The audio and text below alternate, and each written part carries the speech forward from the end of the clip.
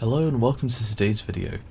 Today I'm doing a video on the mouse and whether you should grind this or not, and it might not be in the game right now, but they keep adding it back for events and things like that, so you should keep your eye out for when it is in the game. So first we'll talk about the guns, because it does have two main guns, and the ammo for them. So the primary weapon is a 128mm cannon, which recently got a new shell added to it, which gives it a lot more pen, over 300 mils of pen, what you can see on screen right now. It makes the gun actually competitive at its battle rate, which is nice because before it was pretty useless. As well as this gun being competitive at its battle rating, you also have a secondary gun, which is a 75mm, which can fire a heat round that can penetrate 100 mils of armor. The secondary you think wouldn't be useful for much, however it's actually useful for firing at lighter armored vehicles such as a BMP, which of course will kill it in one shot. Also, a lot of people in this game don't actually know the mouse has two guns, so I see a lot of people shoot out my main gun and pull around the corner, and I shoot them in the side of the 75 and they die. It's very funny. So next we'll talk about the armor. The armor is thick, but at this tier, it doesn't really matter much. You end up being penetrated most of the time anyway, because so much of your armor is flat. Apart from the front of your hull, basically everything is flat on you. So everything gets penetrated regardless, because you always get up tiered as well, so getting shot by something that's from battle rating 8.7 into a flat between 200 and 150 mil plate, you are just going to get penned. So the armor is not really any good. Now the biggest problem with this vehicle of course is its speed.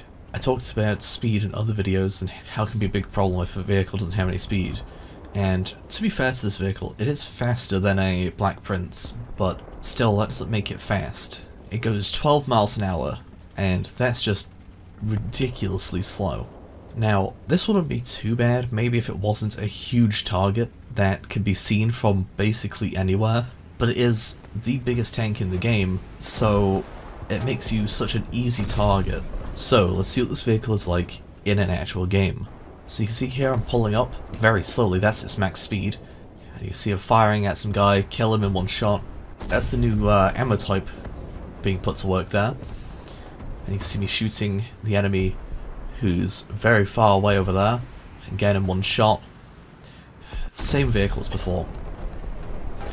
I pull around here, I see a BMP, and when I'm looking at the BMP, he drops down smoke, and then I can't actually see him anymore, but another BMP pulls in and I end up shooting him instead. I thought that was the same BMP, but it wasn't. And then later on in that game I pull forward and just get bullied from all sides, and there's not much I can do because the turret rotation speed is also really slow, so I end up just being incapable of fighting back against anything that's happening. And that's the best game I could get. And that's the best game I could get in the mouse. It really is hard to do well in. Okay, I'll talk about the history a little bit of this tank because it's quite an interesting vehicle. So, this vehicle did actually exist. There was two of them, actually. I think one of them wasn't complete, but one of them was, and it actually worked. Funnily enough, you'd think a 188-ton tank would just not work, but it worked. It's quite impressive, though it's completely useless.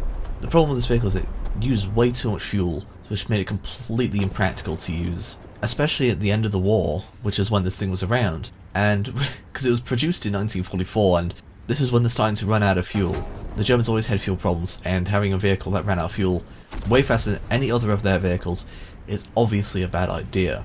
So, one mouse does still exist actually, and you can visit it in Russia, in the Kablinka Tank Museum.